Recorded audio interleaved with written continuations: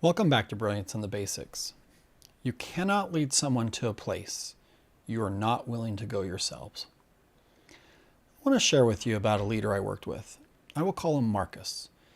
14 years with his organization, been promoted 3 times. By every measure, he was successful.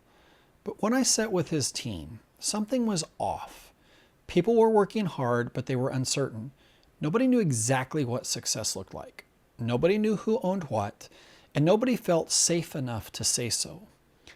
When I asked Marcus what was happening, he said what many strong leaders say: "My people know what to do, they just aren't doing it." So I asked him a slightly different question. Marcus, when is the last time you sat with your team and asked them what they needed from you? He paused. Then he said, "I figured that was their job to tell me." That sentence reveals everything. Marcus had mastered leading himself, yet he had not learned that the next level of leadership is not about doing more. It was about building something that works without you holding it up. See, the skills that made him great as an individual contributor were not the same skills that would make him great as a builder of teams. That gap has a name, and today we're going to name it together. Think about our leadership lens: leading self, growing others, developing teams and systems. We want to pause this week, not to add something new, but to help us see where we have been and what was building together and toward. 8 weeks ago, we started with one question. What do you see when you see yourself clearly? Week 1, self-awareness. The Berkman: your usual behavior, your needs, and your stress patterns. Awareness precedes improvement. Week 2, clarity and prioritization. If we cannot name our 3 priorities, we probably don't have them. Week 3, emotional regulation. The space between stimulus and response is where leadership happens. Week 4, habit building. We do not rise to the level of our goals, we fall to the level of our systems. Week 5, communication and clarity. Clarity is an act of respect. It's not a sign of distrust. Week 6, feedback and coaching. Leaders who can give and receive feedback stay coachable.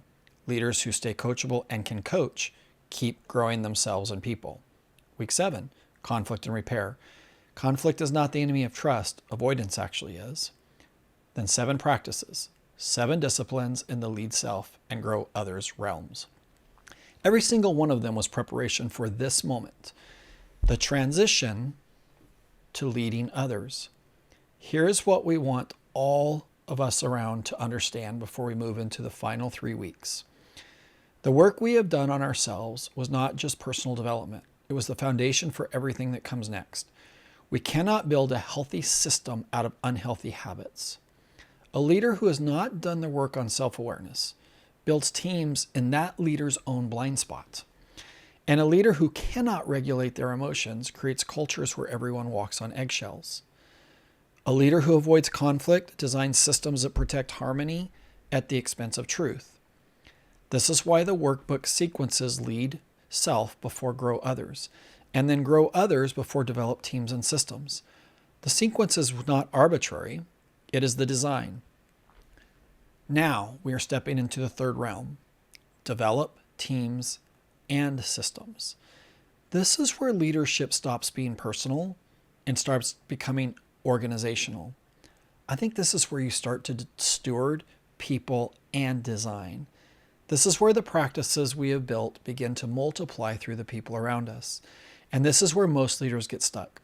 Not because they lack character, not because they lack effort, not because they don't care, but because they have never really learned how to think in systems. Systems thinking is the skill that turns a good leader into a lasting one. In the next 3 weeks, we will work through a framework that the best organizations in the world use, not because it is complex, but because it asks the right questions. This week, execution and follow through, how we make sure what we build actually gets done. Next week, systems thinking, why we already know it and why it changes everything. The last week, who and what do we follow? The first 7 weeks were about becoming. The next 3 are about building. Here's what we know about each person in this cohort at this point in the journey. We are more self-aware than we were 8 weeks ago. We are clearer about our priorities. We are more intentional about how we respond under pressure. We have practiced habits that are becoming patterns. We have had harder conversations than we used to have. We have given feedback. We've received it. And we've repaired something. That is not a small thing. That is the foundation. Now let's build on it. See you in the next video.